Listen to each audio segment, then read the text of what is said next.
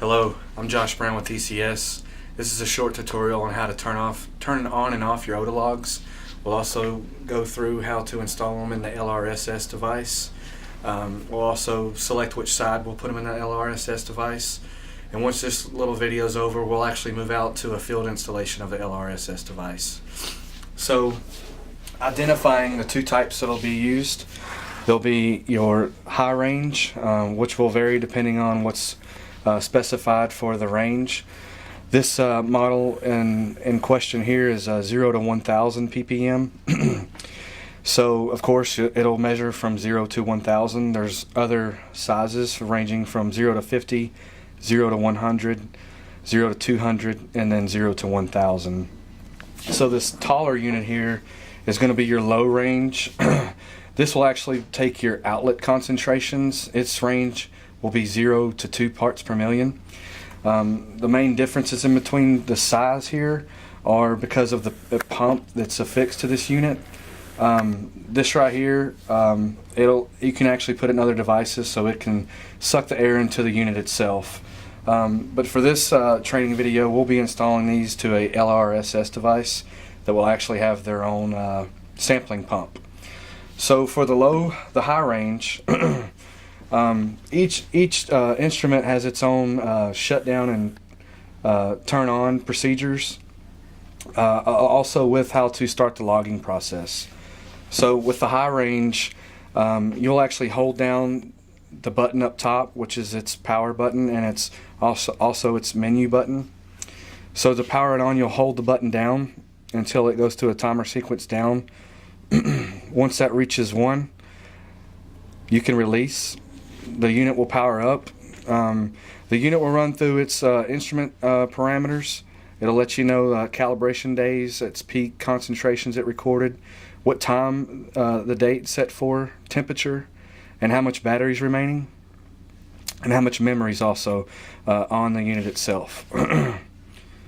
So there's other things too that are typical for setting up and calibrating the unit. Basically what you'll be using is turning the unit on, starting the logging process, and stopping the logging process. But while it's powered up, it's good to note how much capacity is left in the battery. So as you can see right now, it's reading an instant reading. It's 0 part per million because of course we're not plugged into a foul odor source. So at this point is when you're going to want to start your log.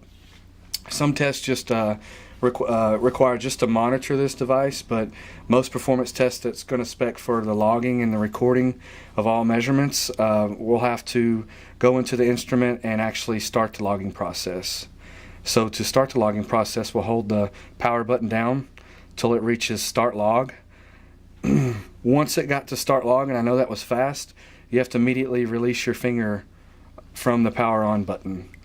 So as you can see, logging is in process.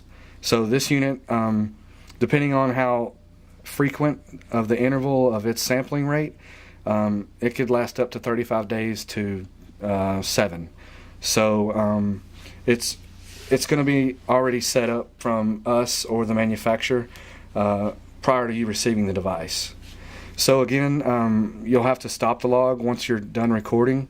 So there's a step that we'll show here on how to stop the logging process. So with the main power button, we'll hold that down till we get to the screen and it says stop log, release the power button. So now you've stopped logging with your high range Odalog type 2 unit. So once we've done that, we're back into the instant reading screen.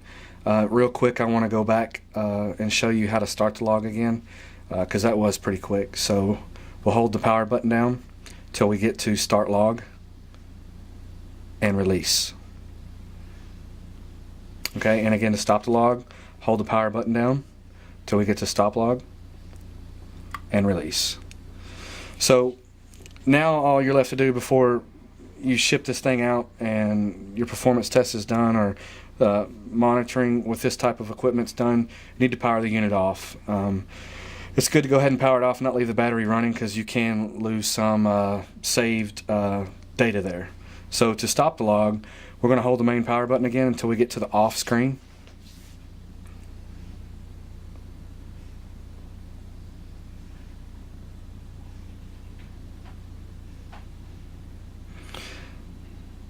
So now it's in off and you're still holding the power button. It's going to count down. You never have to let go until it says off, and then you can release and the unit's fully powered down.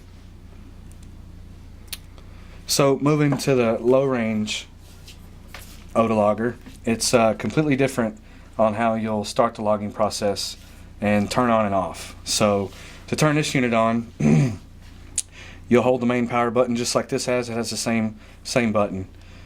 So we'll hold down and get to on, and then just release the power button. So now this unit will go through its own parameters and menu screens, and this is where it's going to be important to check to see the voltage left on the pump battery and the unit's main control board battery. So here's the last cal date, August 18th, and it's already on, and instantaneously as it comes on, it's going to start logging immediately, and you should immediately hear the internal pump powered on and sucking. So I'll put this up to the camera so maybe you can hear that, but it's just a little buzzing noise to let you know that it's logging and it's on. So what you should see on the screen, if it's powered on and logging, is a STEL, and the ppm's always going to be showing and blinking. Now, in a situation where this unit could be oversaturated with its sensor, meaning it's a 0 to 2 part per million logging unit, if in the case of you had this in the outlet and something was wrong and you were seeing a higher concentration, say 3, 4, 5 parts per million, it'll actually have an indication of oversaturation. In your Odalog devices, when they're shipped, you'll have an owner's manual and an operation manual. So if you have anything other than what's shown on the screen right now with STEL while you should be logging, refer to the operations manual to see what's going on with it. But depending on how this unit is set, again, for its logging rates or the frequency of the interval it wants to sample, the pump's going to shut down. This one's set for once every 10 minutes, the lowest it will go, and you can sample up to 20, 30, 40 minutes, all the way up to every hour. So now you know you're logging. So once you're done with monitoring the system, you want to shut this unit off. So to power this unit off, again, is completely different from your high range. What you'll actually do, instead of holding the button down on the power button, you'll press it and switch through menus till you get to off. Once you're on off, you hold the button down till it counts down to 0, and then you release and you're off. So to walk through it real quickly again, show turning the unit on to start the logging process. Let's do that again, and hold the power button down continuously till on shows, and then release. And again, it goes through its system checks and screen output readings. Again, please note when you're using these to verify the calibration and the battery. There's also a menu too where you can check. I forgot to note that. So as it's on, again showing STEL, you can also check while this is powered up how much battery you have and what else you want to find out that's going on with this unit by going to the power button again and scrolling through just by pressing once each time to stat. When you get to stat, hold the button down. It'll show stat and it'll show clock, the time. You can hit it once again to show the temperature range it's showing. Hit it again, you can show the battery for the main unit's battery, which is 3.54. Those batteries are 3.7 volt batteries, so this battery's capacity is probably well in the 90%. The next is going to be your pump battery, which is typically going to last about 7 days of continuous use. So PBAT, pump battery, 1.38. The voltage capacity for that new battery is 1.5. So we're a little under 90% there, but we don't ever want to operate this unit under 1 volt. So that's how you check through the stats of your battery capacity. So to get out of that, we're actually going to scroll back through the menu buttons by pressing the power till we get back to the main screen where it's logging and it's powered on. And again, to shut the unit off, we're going to scroll through the menus till we get to off, hold the button down till it counts down, and then that unit's off. So moving over to the LRSS device, what you'll receive is this device here in this Pelican briefcase style box. You'll notice on the side it has some pre-filters to eliminate some of the moisture that you're going to induce into these units while they're monitoring. So when you get the unit, it should be clean and clear, but if you're moving these devices around, you're switching where their locations are, you can use the ball valves on them and fix them to open and let any condensate drain from them if there's any at all. So before you log, you want to make sure you actually have these closed in the off position. And this unit is indeed an electrical device. It's going to be a 120 volt system. It's a really low amperage draw. You should only see about max 2 amps out of this, so you could physically, plug it into any type receptacle that's has a normal rating of 15 amps to 10 amps. In some instances where you get to the field where you won't have none of that, these are safe to plug into our control panels because again their amp draws max at 2 amps. So you'll notice there's 2 sides because of course you'll have 2 different devices. It's not mandatory where you install your device. Where you position this on site can kind of help determine which device you want to put on what side. So say we're facing inlet on this side of where we're taking our inlet reading and outlet on this side. This is where your inlet, where you would indeed plug your high range in because you're seeing your higher concentrations, and we're actually removing with our units. So the low range is what you'll do on your outlet. So the clips on these units, they're a little tricky to do first time, but they indeed open, so you can bring the devices in. You have to watch out. There's some hoses here that bring in some ambient air to allow this to not to allow it to vent. So get your device in and clip it into where you can see your screen just by doing so. If you want it tighter, you can press it down further and it'll clip in another position. It's just a little harder to manipulate.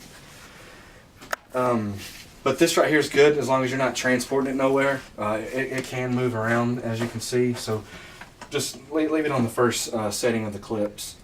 So we'll use inlet for this side again, and then we'll use this for our outlet. So we'll use our low range on this side. So I fashion it just like that so you can see the screen. I'll do the first setting of clips. So it also has the hoses coming from the sampling pump that runs through these cartridges inside. There are some flow valves in here with some pre-filters as well to help chop some excess condensation and moisture. But once you've installed your devices into your clips, whatever side you're on, you have to use the hose that's on that side on the bottom of the sampling system. So if you see these pucks here, this is where you're going to have ambient air drawn from for air to cycle through the unit, and the black hose is going to be your main hose that is forcing the air into the instrument. So you'll have to plug those in tight and make sure they're square as you plug them in. There's some O-rings here. Before you plug the unit in, verify the O-ring is present on the units. So plugging the pucks in is what I call them, the pucks. Just make sure they're in there square and check O-rings. So this right here is what it should look like. So now you have your electrical plumbed into the device. It's going. Good way to check that if you don't have any way to tell if the outlet has any indication if it's got power, if it's energized, is go ahead and turn on the sampling pump with the on-off switch here. You can hear the pump audibly, and visually it has a light bulb for indicator that's on. So the next step would be actually in the field, selecting your your location where you'll actually be plumbing and routing your hose to. And that's going to come in the next video. Other than that, please refer to the operations manual within it. When you receive this device, you're going to get all the manuals for each Odalog plus the device. There's going to be some instructions on the main door of the LRSS device. Refer to those for any extra questions. And of course, if you have any further questions, call us at ECS or consult with Detection Instruments directly. Thanks.